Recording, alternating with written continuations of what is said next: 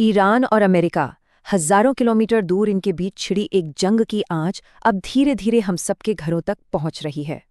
तो चलिए इस पूरी कहानी को जरा समझते हैं और देखते हैं कि कैसे एक दूर का युद्ध हमारी जिंदगी और हमारी बचत को तबाह कर सकता है। हो सकता है आपको भी हाल ही में ऐसा महसूस हुआ हो कि अरे जेब पर बोझ कुछ ज्यादा ही बढ़ता जा रहा है। पर क्यों?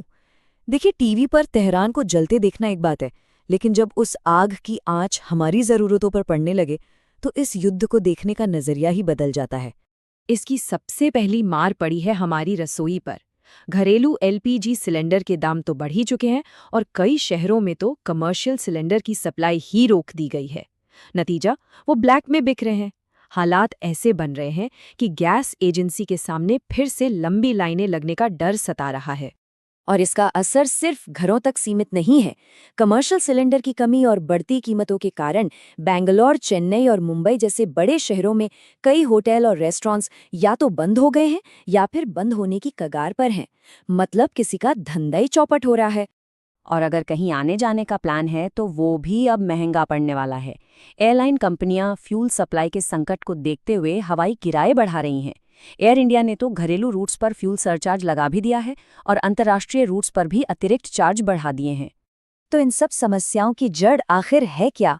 इसका जवाब हमें दुनिया के एक बहुत ही अहम समुद्री रास्ते पर ले जाता है, जो इस पूरे संकट का केंद्र बना हुआ है।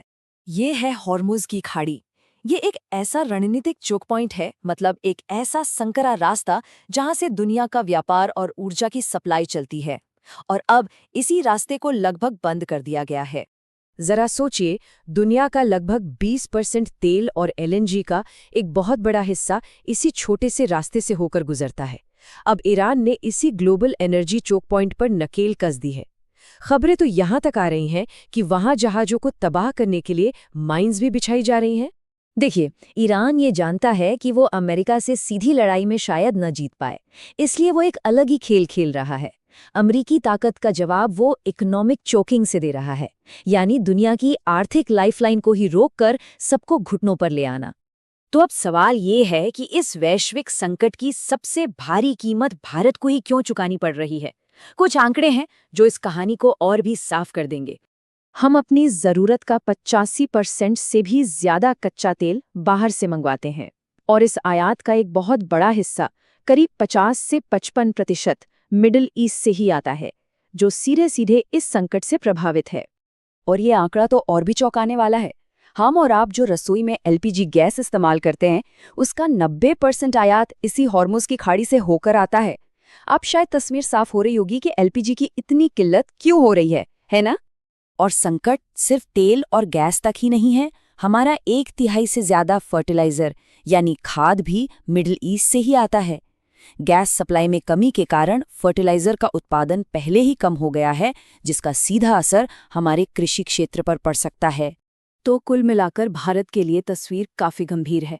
किसानों का लगभग $1 बिलियन का एक्सपोर्ट खतरे में है, जिसमें चावल, प्याज और मसाले शामिल हैं। आम लोगों के लिए महंगाई और बढ़ेगी, और तो और हॉर्मुज़ के नीचे से गुजरने वाली फाइबर ऑप्टिक केबल्स भी खतरे में हैं, जिन पर हमारे देश का 30% से ज़्यादा इंटरनेट ट्रैफिक निर्भर करता है। हालांकि भारत पर असर कुछ ज़्यादा है, लेकिन ये आग अब पूरी दुनिया में फैल रही है। दुनिया भर की अर्थव्यवस्थाएं इस संकट की तपिश को महसूस कर रही हैं। दुनिया के दूसरे कोनों में भी आलम कुछ ऐसा ही है। वियतनाम में पेट्रोल की इतनी कमी हो गई कि लोगों को घर से काम करने के लिए कहा गया है। पड़ोसी देश बांग्लादेश में फ्यूल की राशनिंग शुरू हो गई है और यूके में ब्रिटिश एयरवेज जैसी बड़ी कंपनियों के शेयर 6% तक गिर गए हैं, जो एक बड़े आर्थिक संकट का संकेत है। और इसका एक छिपा हुआ असर भी है, जिसे डोमिनो इफेक्ट कहते हैं।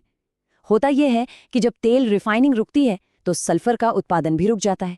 सल्फर से बनता है सल्फ्यूरिक एसिड, जो कॉपर और कोबाल्ट जैसी धातुओं को निकालने के लिए ज़रूरी है। और अगर इन धातुओं की सप्लाई रुकी तो समझ लीजिए कि इलेक्ट्रिक गाड़ियों से लेकर डेटा चिप्स तक हर चीज़ का उत्पादन ठप पड़ जाएगा।